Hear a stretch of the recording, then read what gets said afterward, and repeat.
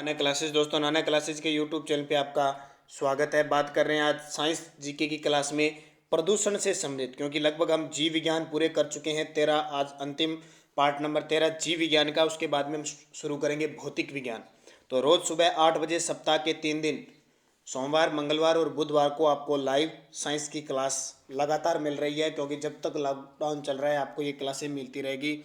और सप्ताह के 3 दिन बृहस्पतिवार, शुक्रवार और शनिवार को कंप्यूटर की क्लास, और संडे के दिन महिला बाल विकास की क्लास मिलती है। और जो विद्यार्थी राजस्थान जीके से संबंधित है तो शाम 8 बजे आपको टेस्ट मिलता है और 8:30 पर उसकी व्याख्या आंसर सहित मिलती है। तो स्टार्ट करते हैं साइंस जीके में प्रदूषण से संबंधित टॉपिक। पहला क्वेश्चन, ऐसा वांछनीय पदार्थ जो वातावरण में असंतुलन पैदा करते हैं क्या कहलाते हैं? ऐसे अवांछनीय पदार्थ जो पर्यावरण में असंतुलन पैदा करते हैं तो इन्हें प्रदूषक कहते हैं। क्या कहा जाता है? प्रदूषक कहा जाता है। नॉर्मल सी परिभाषा इसकी। कार्बन मोनोऑक्साइड एक प्रदूषक है क्योंकि यह क्यों है? तो यह हीमोग्लोबिन से सहयोग करती है। कार्बन मोनोऑक्साइड हीमोग्लोबिन से संयोग करती है, इसलिए। 3 नंबर, मुख्य वायु प्रदूषक कौन सा है? मुख्य वायु प्रदूषक है वो कौन सा है? तो ध्यान रखना, CO कार्बन मोनोऑक्साइड मुख्य वायु प्रदूषक है। CO2 क्या? कार्बन डाइऑक्साइड होती है। नाइट्रोजन को N2 कहते हैं, गंधक जो अम्ल होता है। धातु की धूल व कोयले की धूल किस प्रकार का वायु प्रदूषक है? धातु की धूल होती है और कोयले की धूल किस प्रकार का वायु प्रदूषक है? तो ये धूलित कणीय पदार्थ है, इनसे वायु प्रदूषित होती है। ध्यान रखना, धातु की धूल और कोयले की धूल। निम्न में से किस वायु प्रदूषण के कारण फेफड़े का कैंसर हो जाता है? किसके कारण फेफड़े का कैंसर हो जाता है? तो वो है अदहित हाइड्रोकार्बन।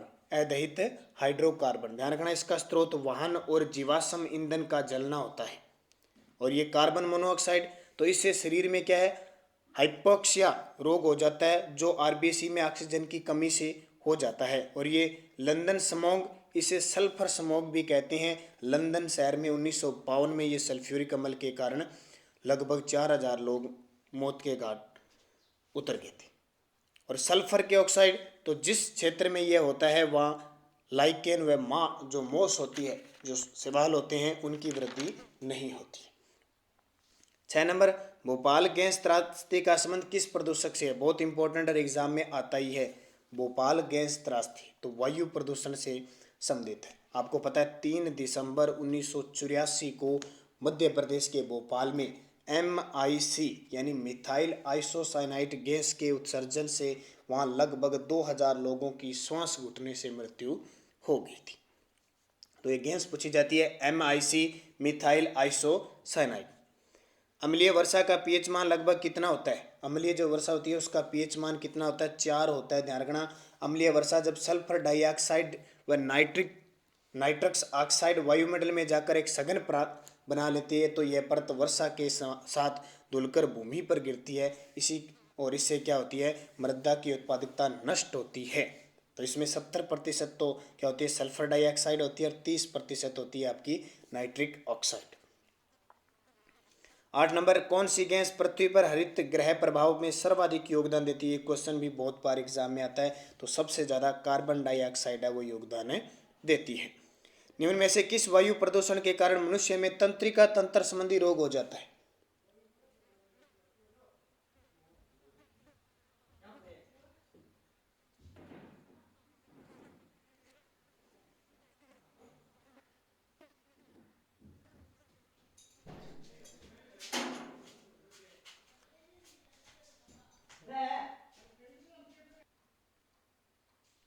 तो प्रदूषण के कारण मनुष्य में तंत्रिका तंत्र संबंधी रोग हो जाता है। किसके कारण?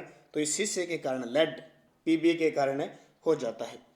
10 नंबर, सर्वप्रथम ग्रीन हाउस प्रभाव का नामकरण किसने किया था? सर्वप्रथम ग्रीन हाउस प्रभाव का नामकरण किसने किया था? तो ध्यान रखना, जे फोरियल ने किया था ग्रीन हाउस प्रभाव। और ग्रीन हाउस प्रभाव का अध्ययन किसने किया था? तो स्वाते ओरियंस ने किया था। स्वाते ओरियंस।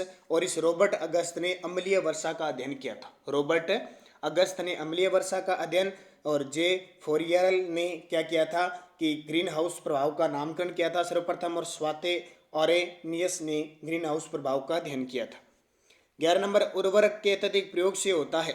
उर्वरक के अधिक प्रयोग से क्या होता है? उपयुक्त सभी मृदा प्रदूषण भी होता है, जल प्रदूषण और वायु प्रदूषण तीनों को नुकसान है पहुंचता है, ध्यान रखना।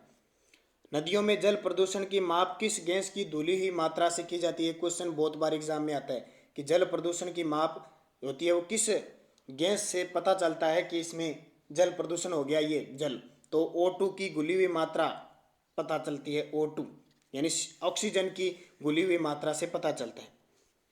जल प्रदूषण को मापने हेतु निम्न में से कौन सी जांच की जाती है? जल प्रदूषण को मापने के लिए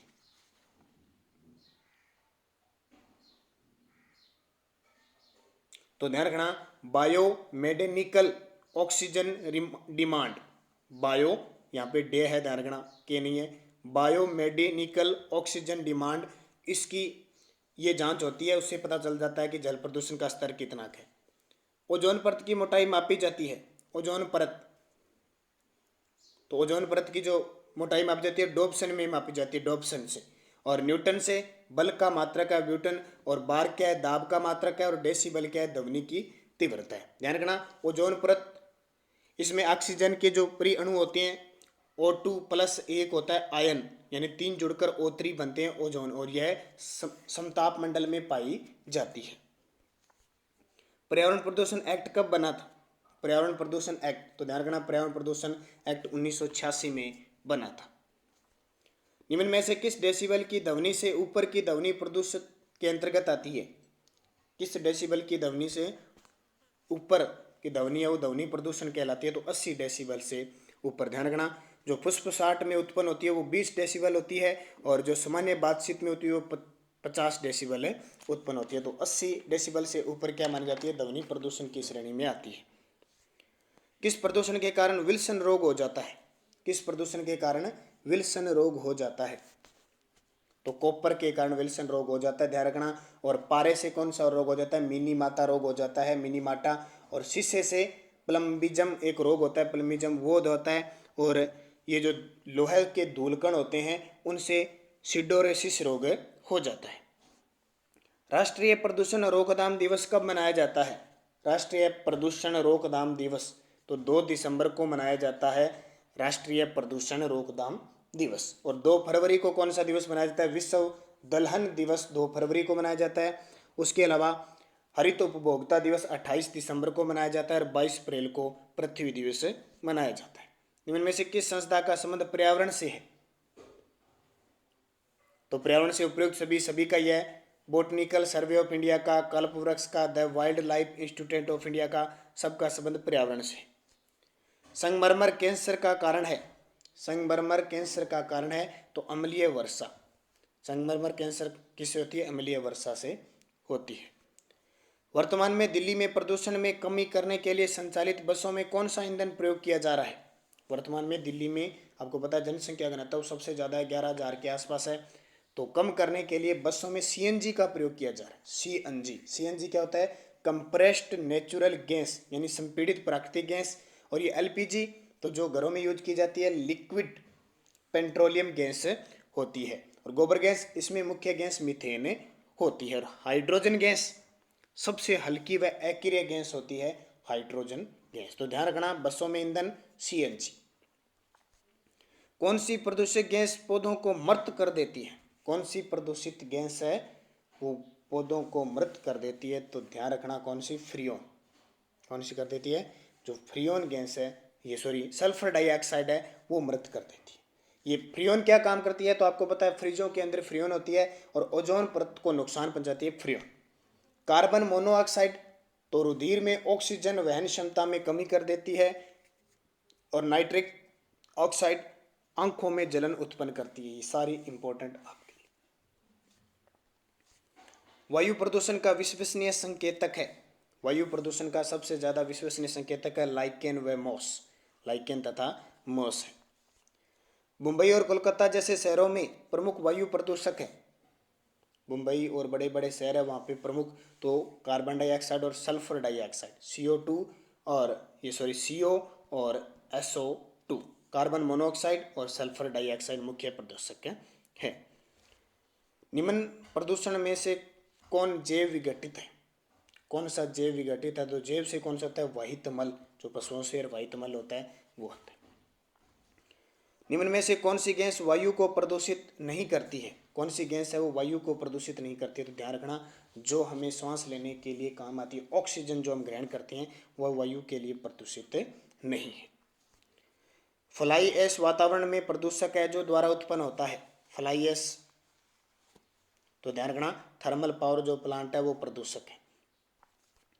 पर्यावरण संरक्षण के लिए कौन सी अंतर्राष्ट्रीय एजेंसी कार्य कर रही है? पर्यावरण संरक्षण के लिए कौन सी एजेंसी है वो कार्य कर रही है? तो ग्रीन पीस। आपने सुना होगा कई बार ग्रीन पीस रिपोर्ट आती है अलग अलग सूचकांक में। तो इसकी स्थापना 1971 कनाडा के अंदर हुई थी, ग्रीन पीस।